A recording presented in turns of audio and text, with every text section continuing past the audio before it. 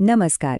ચાલો એક એવી પરિસ્થિતિ વિચારીએ કે ખેડૂતનો પાક પૂરી રીતે બરબાદ થઈ ગયો હોય અને સરકાર એને મદદ કરવાને બદલે ઉલટાનું વધારે કર માંગે. આ તો સરાસર અન્યાય કહેવાય, ખરું ને? બસ આવા જ અન્યાય સામેની એક લડતની વાત આજે આપણે કરવાના છીએ. એ લડત હતી 1918નો ખેડા સત્યાગ્રહ, જે સિર્ફ કરવેરાની નહીં પણ સ્વાભિમાનની લડાઈ હતી. અને તમને કદાચ જાણીને આશ્ચર્ય થશે, પણ આ એક જ સંઘર્ષે ભારતના બે સૌથી મોટા દિગ્ગજ નેતાને જન્મ આપ્યો. હા, આ કોઈ સામાન્ય ઘટના નહોતી. આ લડાઈ ખાલી જમીનના મહેસૂલ માટે નહોતી, પણ એ તો દેશના ભવિષ્યને એક નવો આકાર આપનારી હતી. તો સવાલ એ છે કે આ ઐતિહાસિક લડતની ભૂમિ કઈ હતી? આ ક્રાંતિના બીજ આખિર ક્યાં રોપાયા? ચાલો આપણે સીધા જ એ જ જગ્યા પર જઈએ, ચરોતરની ધરતી પર, જે આ આખા આંદોલનનું હૃદય હતું. ચરોતર, આ નામ જ કેટલું સુંદર છે, જેનો અર્થ જ થાય છે સોના જેવી જમીન. અને અહીંના જે પાટીદાર ખેડૂતો હતા ને, એ માત્ર મહેનતુ નહોતા, પણ એટલા જ સ્વાભિમાની અને ખમીરવંતા હતા.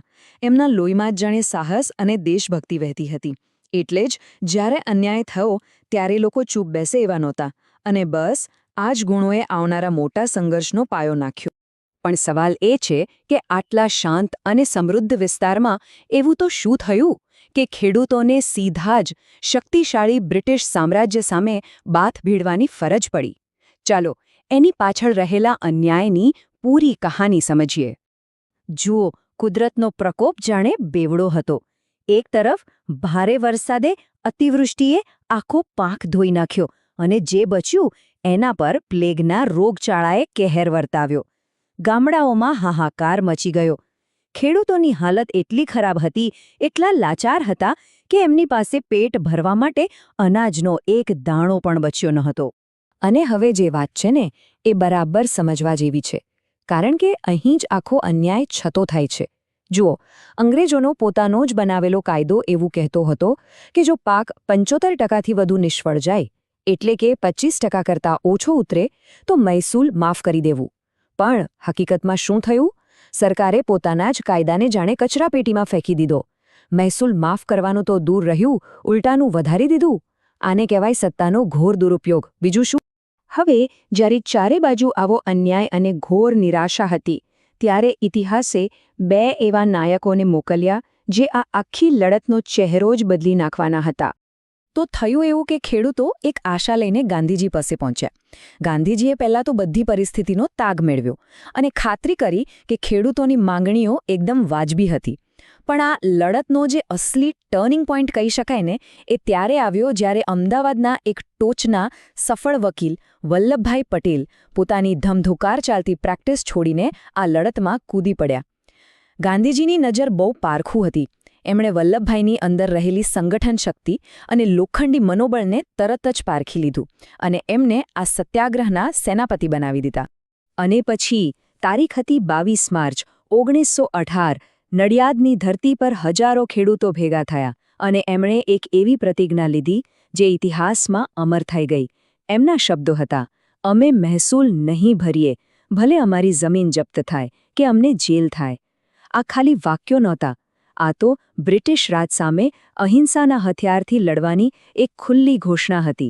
પ્રતિજ્ઞા તો લેવાઈ ગઈ, પણ હવે શરૂ થયો અસલી સંઘર્ષ. અને આ જ સંઘર્ષમાંથી એક એવો કિસ્સો બહાર આવ્યો જે આજે પણ યાદ કરવામાં આવે છે. સરકારે સીધો જ દમનનો કોરડો વીંજ્યો. સરકારી અધિકારીઓ ગામડાઓમાં, ઘરોમાં ઘૂસીને માલ મિલકત, ઘરવખરી અને પશુધન, જે ખેડૂતની આજીવિકાનો આધાર હોય, એ બધું જપ્ત કરવા લાગ્યા. એમનો ઇરાદો એકદમ સ્પષ્ટ હતો, ગમે તેમ કરીને ખેડૂતોનું મનોબળ તોડી નાખવું. પણ જેમ આપણે વાત કરી, ચરોતરની માટી જ કંઈક જુદી હતી. જેમ જેમ દમન વધતું ગયું, એમ એમનો સંકલ્પ પણ વધુને વધુ મજબૂત થતો ગયો. આવા જ દમનની વચ્ચે સરકારે એક ખેડૂતની જમીન જપ્ત કરી લીધી અને એ જમીન પર ડુંગળીનો પાક લણણી માટે બિલકુલ તૈયાર ઊભો હતો. સરકારને એમ કે આમ આર્થિક નુકસાન પહોંચાડીશું તો ખેડૂત આપોઆપ ઘૂંટણીએ પડી જશે, પણ એ લોકો ગાંધીજીની રણનીતિથી બિલકુલ અજાણ હતા. તો હવે શું કરવું? પાક તો સરકારના કબજામાં હતો. આવી અજીબ પરિસ્થિતિમાં ગાંધીજીએ શું સલાહ આપી હશે? એમનો જવાબ હિંસામાં નહોતો, પણ ચાણક્ય જેવી બુદ્ધિમાં હતો. બસ ગાંધીજીનો ઇશારો મળતા જ મોહનલાલ પંડ્યા અને એમના સાથીઓએ એક ગજબનું કામ કર્યું. એ લોકો સીધા એ જપ્ત થયેલા ખેતરમાં પહોંચ્યા અને શાંતિથી આખો ડુંગળીનો પાક ઉતારી લીધો. હવે જુઓ, સરકારની નજરમાં તો આ સીધી ચોરી હતી, પણ સત્યાગ્રહીઓ માટે આ શું હતું? આ હતો અન્યાયી કાયદાનો અહિંસક ભંગ. અને અહીં જ ગાંધીજીની ખરી પ્રતિભા જોવા મળે છે. જ્યારે મોહનલાલ પંડ્યાને પકડવામાં આવ્યા ત્યારે ગાંધીજીએ એમને સજા નહીં પણ એક બિરુદ આપ્યું, ડુંગળી ચોર. વિચાર તો કરો, સરકારે જે શબ્દને અપમાન તરીકે વાપર્યો, ગાંધીજીએ એને સન્માનના તાજમાં ફેરવી દીધો. આ એક જ ઘટનાએ આખા દેશના સત્યાગ્રહીઓમાં એક નવો જ જોશ ભરી દીધો. હવે આવા અનોખા અને એકદમ મક્કમ પ્રતિકાર સામે સરકાર આખિર ક્યાં સુધી ટકી શકે? તો ચાલો હવે જોઈએ કે આ સંઘર્ષનો અંત કેવો રહ્યો અને એનો ઐતિહાસિક વારસો શું છે. આખરે થયું પણ એવું જ. ખેડૂતોના અહિંસક પણ અડગ સત્યાગ્રહ સામે શક્તિશાળી બ્રિટિશ સરકારને પણ ઝૂકવું પડ્યું. એક સમાધાન થયું.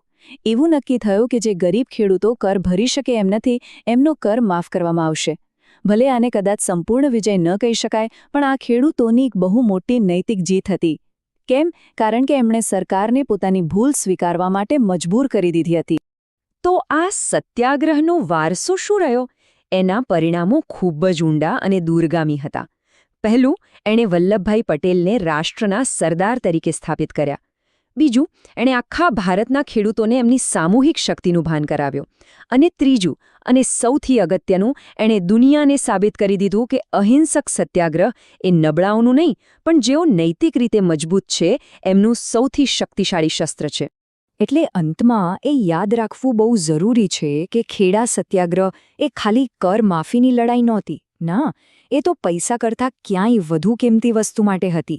અને એ હતું સ્વાભિમાન. આ લડાઈ હતી ખેડૂતોના આત્મસન્માનની. આ લડાઈ એ સિદ્ધાંત માટે હતી કે કોઈપણ અન્યાય સામે મક્કમતાથી ઊભા રહેવું એ દરેક માણસનો અધિકાર પણ છે અને કર્તવ્ય. અને એટલે જ આ ઐતિહાસિક ઘટના આજે પણ એટલી જ પ્રાસંગિક છે.